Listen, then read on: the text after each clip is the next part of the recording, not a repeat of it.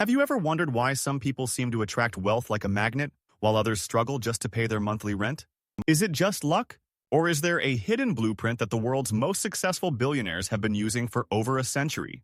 Today we are diving into Think and Grow Rich, the legendary masterpiece by Napoleon Hill that has created more millionaires than any other book. Napoleon Hill spent 20 years interviewing the giants of industry like Andrew Carnegie, Thomas Edison, and Henry Ford to find the common thread of their success.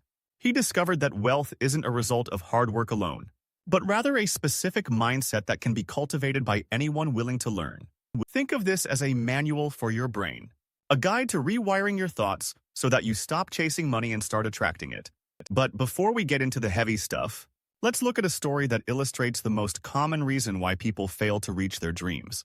The first core concept Hill introduces is the power of desire. But not just a simple wish, it must be a burning desire. Take the case of Edwin C. Barnes, a man who had absolutely nothing but a massive goal. He wanted to become the business partner of Thomas Edison. Barnes didn't want to work for Edison. He wanted to work with him. And he was so committed that he traveled as a hobo to get to Edison's lab. This wasn't luck. It was the result of a singular, burning desire that allowed no possibility of retreat or failure. Hill emphasizes that if you want to succeed, you must burn all bridges behind you, making it impossible to go back to your old life. Now, let's talk about persistence. And one of the most heartbreaking stories in the book, the story of 3 Feet from Gold. Son, an uncle of R. Darby caught gold fever and went west to dig, eventually finding a vein of ore that seemed promising. They kept digging for weeks, hoping to find the vein again, but eventually gave up in frustration and sold their machinery to a junkman for a few $100s. The junkman was smart. He called in a mining engineer who calculated that the vein was actually only 3 feet from where the Darbys stopped digging. Darby learned a hard lesson that day, but he used it to become a wildly successful insurance salesman, saying, "I stopped 3 feet from gold once, but I will never stop because a prospect says no." Whoa, how many times have you been 3 feet from gold in your own life and decided to walk away just before the breakthrough happened? Persistence is a state of mind, and it can be cultivated by having a definite purpose backed by a burning desire for its fulfillment. The third core idea is the mastermind, which Hill describes as the coordination of knowledge and effort between 2 or more people toward a definite purpose. Think about it. No single person has all the skills, experience, or knowledge to build a massive empire alone. When 2 minds come together, a third, invisible mastermind is created, which is like a giant battery of mental energy. Henry Ford, for example, started his career with very little formal education, but he surrounded himself with brilliant men who filled his knowledge gaps.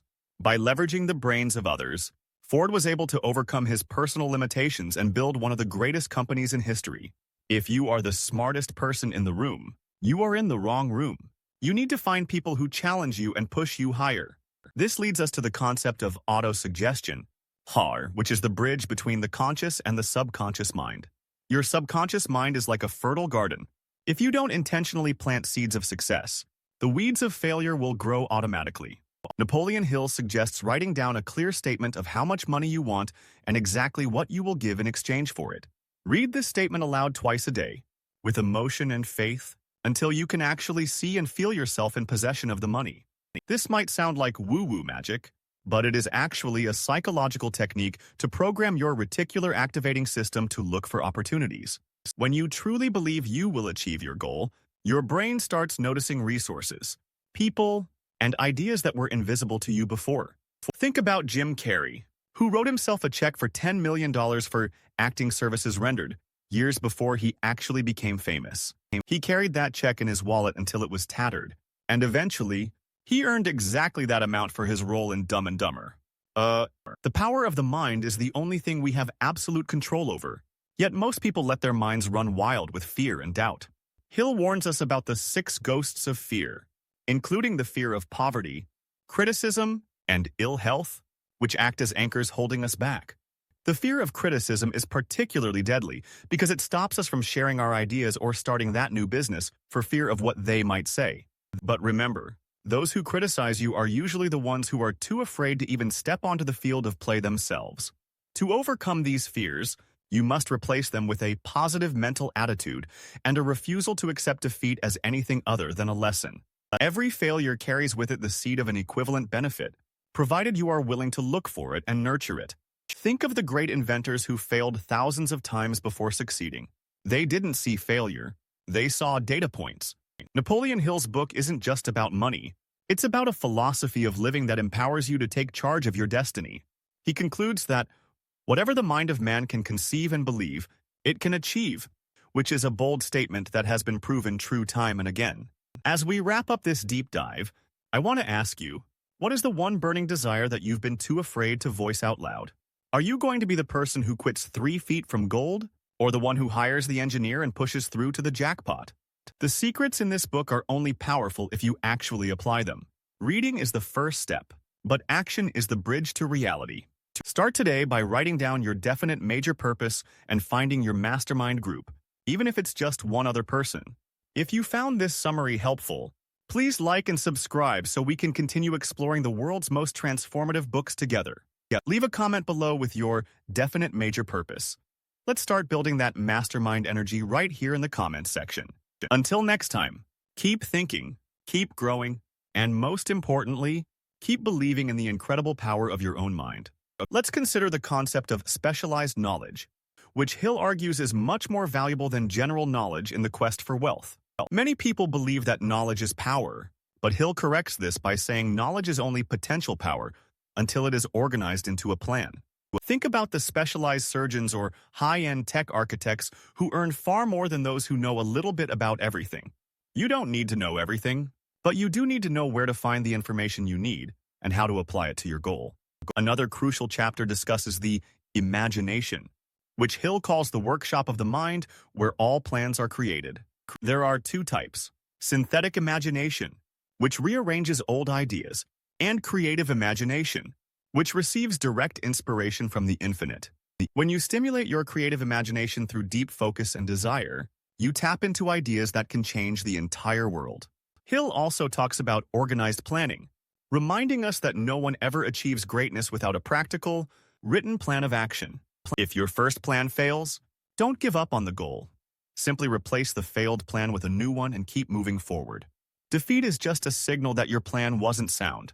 It's an opportunity to rebuild stronger and smarter than you were before. One of the most fascinating parts of the book is the chapter on decision and how successful people make them quickly and change them slowly. Procrastination is the opposite of decision and is a common enemy that almost everyone must conquer to reach their financial goals. People who are easily influenced by the opinions of others usually fail to develop a strong enough character to accumulate wealth. Keep your own counsel and only trust your mastermind group. The rest of the world's advice is often just projected fear. Hill's wisdom on the subconscious mind is revolutionary for its time, suggesting that it's the gateway to infinite intelligence. You can feed it positive emotions like love and hope, or let it be poisoned by negative ones like hate and greed.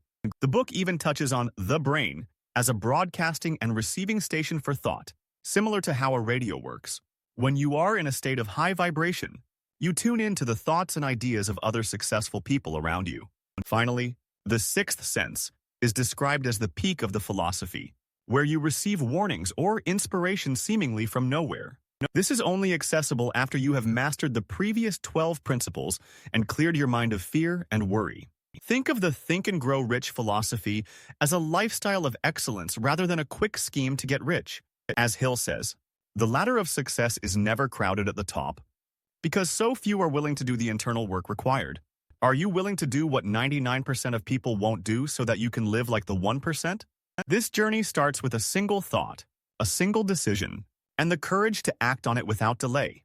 See the house, feel the clothes on your skin, and experience the peace of mind that comes from being financially free. That vision is a preview of your future reality, provided you follow the principles we've discussed today. Napoleon Hill dedicated his life to sharing these secrets because he believed that everyone has the spark of greatness within them. Thank you for watching this deep dive into Think and Grow Rich. And remember, the only limits are the ones you place on yourself. Keep your eyes on the prize, your heart in the work, and your mind focused on the abundance that is already yours. Wealth is a state of mind first, and a bank balance second. Go out there and claim your riches today.